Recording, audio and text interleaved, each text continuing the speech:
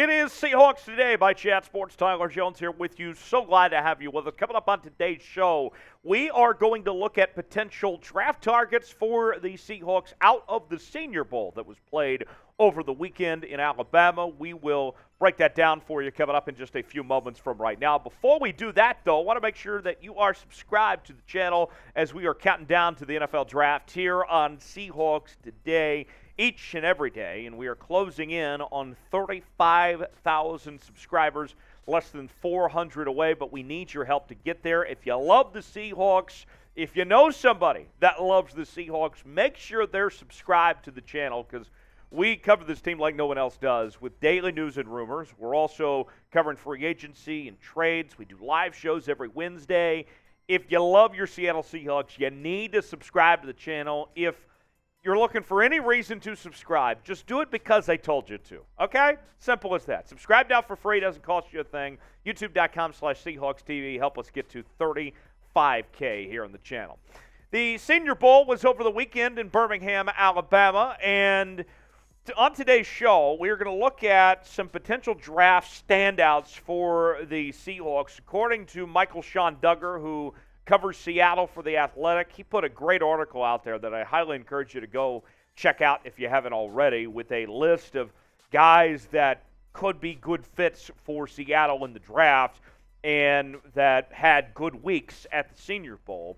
And so with that, we're just going to go through one by one and show you what Michael-Shawn also had to say about each of these players as well.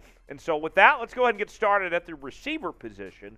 That's where we find Jayden Reed out of Michigan State, a first-team All-American in 2021, and also was a two-time second-team All-Big Ten in 2021 and 2022. This past year, numbers a little bit down, 55 catches for 636 yards and 5 touchdown grabs there for Sparty. And let's tell you more what The Athletic had to say about Jayden Reed and potentially the idea of bringing him to the Seahawks. I know what you may be thinking. Well, you already have DK Metcalf and Tyler Lockett, but Tyler Lockett's not getting any younger. Got to start thinking about potential other options to be that number 2 receiver. Here is from The Athletic. He beat Maryland's Jacorian Bennett a few times, once on a deep ball, on another rep. He ran a nice corner route, but was the victim of an off-target pass. During the national team practices, Reed looked like one of the best players on the field. He's really sudden with strong hands, even when defenders were grabbing him. The breakaway speed gave defenders fits too. Now, here's another wide receiver. This guy I think I like a little bit more, in all honesty. That is Nathaniel Dell, known as Tank Dell. What a nickname that is. A consensus second-team All-American this past season at the University of Houston, was a two-time first-team All-American Athletic Conference performer.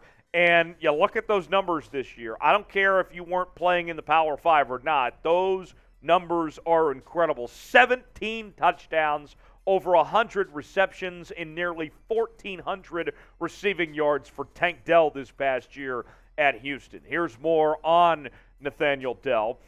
As you're reading this, Houston receiver Tank Dell is probably somewhere running wide open, having just found yet another way to separate from a defender in man coverage. Being a quality slot receiver is about more than being adept at beating man coverage. But when you watch Dell, you see how he was able to rack up nearly 1,400 yards and 17 touchdowns for the Cougars this season. This week, his combination of quickness and breakaway speed stood out among the rest. He feels like a potential third-round pick. And the Seahawks, we know they have a lot of picks in this upcoming draft. If Dell's around there in the third round, I would love to see him in a Seahawks uniform potentially. Tell me, who would you like to see the Seahawks draft? And I'm not talking about just the first-round pick, but just anywhere across the board.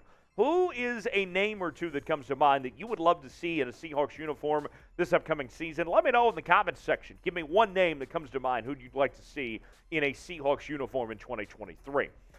Another receiver, also a return specialist, staying in the American Athletic Conference, is Tre Tucker out of Cincinnati. Second team All-AAC in 2020. His stats not flashy this past season. 52 catches for 672 yards and 3 touchdowns for Tre Tucker this past year with the Bearcats. And let's go ahead and tell you more about Tre Tucker, according to Michael-Shawn Dugar. This is what he had to say in regards to what Tucker brings to the table. Tre Tucker of Cincinnati was also hard to guard. He's 5'8" and 187 and has very quick feet. Tucker can stop on a dime and work back to the ball, making him difficult to stop on underneath routes. The quarterbacks trusted him to make plays on third downs during team periods. The Seahawks need someone who can make plays when Tyler Lockett and DK Metcalf are stretching the defense vertically, and Tucker excelled on underneath and intermediate routes. So some high praise there for our guy Tre Tucker there. Let's talk offensive line now. That's where we find O'Cyrus Torrence out of the University of Florida, a consensus first-team All-American, and he started his career at Louisiana Lafayette, spent 3 years there with head coach Billy Napier. Napier then moves on to Florida this past year, his first year as head coach, and he brings O'Cyrus Torrence with him. And going from the Sun Belt to the SEC was no problem at all for O'Cyrus Torrence. Big level up in competition, but he wasn't scared at all. A first-team All-American and first-team All-SEC, a dynamic performer and just a beast, a road grader on that offensive line for the Gators this past season.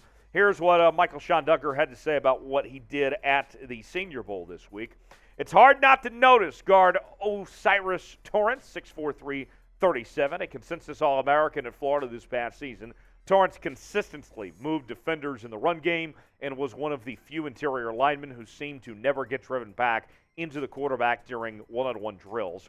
He is the one player I jotted down as a potential first-round pick for Seattle. And we've seen some mock drafts show the Seahawks potentially taking O'Cyrus Torrence. We know they need help at the interior and the offensive line. He is a name to watch potentially for the Seahawks. We will have more on the potential Seahawks draft targets from the Senior Bowl in just one moment. Before we do, Seahawks Today is sponsored by Athletic Greens. I take AG1 by Athletic Greens literally every day. Get comprehensive and convenient daily nutrition at athleticgreens.com/chatsports. I gave AG1 a try because I wanted better gut health and wanted a supplement that actually tastes great. I take AG1 every morning, and it makes me feel ready to take on my day. I came into this year wanting to get healthier, and starting my year on AG1 has helped me do just that. I take it every morning, and I feel the best I have ever felt. Covering my nutritional basis for the day literally couldn't be easier, which is why I trust Athletic Greens. I just mix 1 small scoop of AG1 with water and drink it first thing each morning. Done. I also like that it costs less than $3 a day. Pretty good if you ask me. It's a really effective daily habit with the highest quality sourced ingredients. Win-win. If a comprehensive solution is what you need from your supplement routine, then Athletic Greens is giving you a free 1-year supply of vitamin D and 5 free travel packs with your first purchase. Go to athleticgreens.com/chatsports. That's athleticgreens.com/chatsports. Check out the link is in the comments and the description of today's video. That's athleticgreens.com/chatsports. Tell them Tyler Jones sent you, and you'll be glad you did. Let's move on now and stay with the offensive line, and we are going to head to the Big Ten Conference. That's where we find John Michael Schmitz, an offensive lineman from Minnesota, and he was a 5-year starter. Not something that we used to say, but used that COVID year of eligibility there, and he didn't disappoint this year of what he was able to do for the Gophers. A first-team All-American this past year, also first-team All-Big Ten selection for Minnesota. And more on him, what exactly John Michael Schmitz brings to the table. Let's tell you what Michael-Shawn Dugar had to say this time. Schmitz stood out as a run blocker and would appear to fit Seattle's scheme. Perhaps the best offensive lineman highlight of the week was Schmitz sending a defender flying on a screen pass Wednesday. One of Seattle's 2 second-round picks could be used on Schmitz. And remember, that's what the Seahawks did last year, getting Boye Mafe in the second round out of Minnesota as well. So a similar connection there potentially for the Seahawks if they were able to bring in Schmitz there. What is the Seahawks' biggest need in the 2023 NFL Draft? What comes to mind? What would you look at when you look at this team and what you would like to fix? As John Schneider says, he wants to put together a Super Bowl caliber roster. What's the number one thing they need to change? Tell us in the comment section below here on today's video. Let's go to the defense now. That is where we find Karl Brooks, a Pro Football Focus first-team All-American in 2022, also first-team All-MAC Conference. As this past year, he was able to put together some really good numbers, 49 tackles, 10 sacks, 2 forced fumbles, and 1 fumble recovery. A dynamic player Karl Brooks is, but he's not the only defensive player we're talking about today as well. What about Keion White, the defensive lineman from Georgia Tech?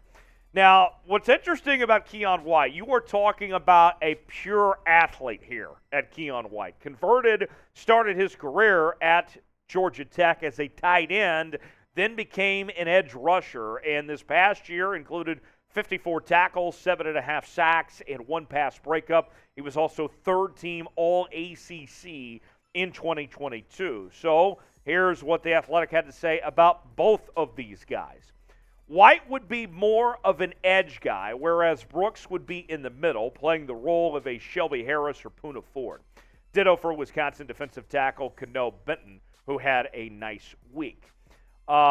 Even if Seattle uses the top pick on a defensive lineman, White could still be a day 2 option to improve the pass rush. Brooks could be a potential replacement for one of the team's veteran defensive tackles. He fits what Seattle is looking for, a cheaper, potentially more dynamic version of the guys they have now.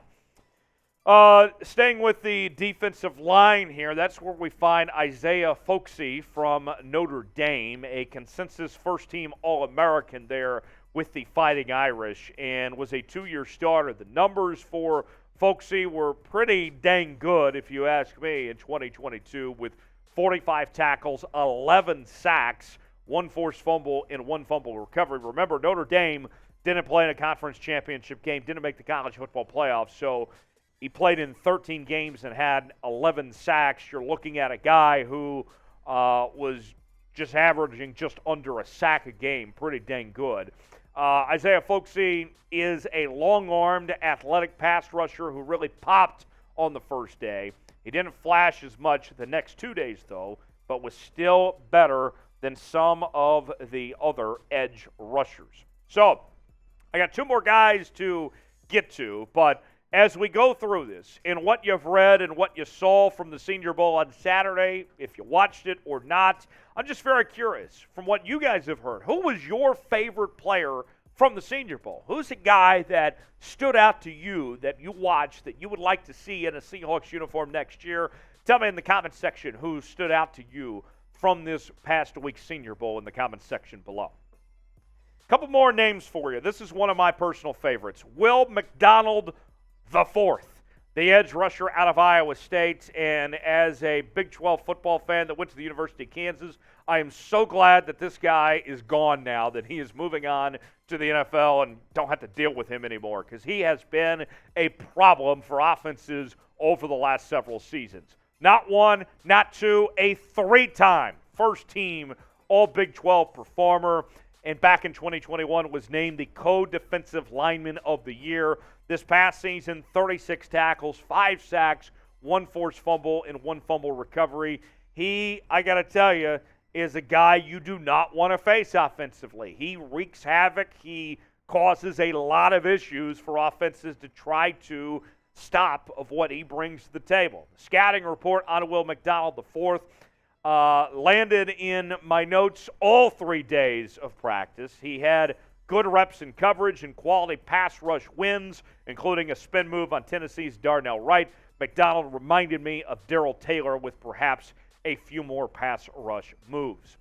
One more name before we wrap up today. That is where we find J.L. Skinner III out of Boise State, a 4-year starter for the Broncos, and he finished strong this past year with 62 tackles, 4 interceptions, 4 passes defended. That was enough to earn him a first-team All-Mountain West selection there with the Broncos this year.